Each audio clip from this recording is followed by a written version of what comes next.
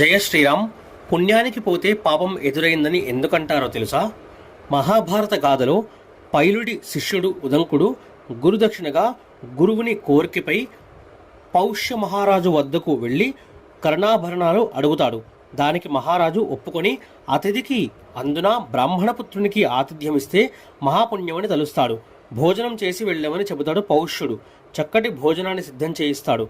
భోజనానికి ఉపక్రమిస్తుండగా ఉదంకుడికి భోజనంలో ఓ వెంట్రుక కనిపిస్తుంది. దాంతో మండిపడి పౌష్య మహారాజును గుడ్డివాడిని కమ్మని శాపమిస్తాడు.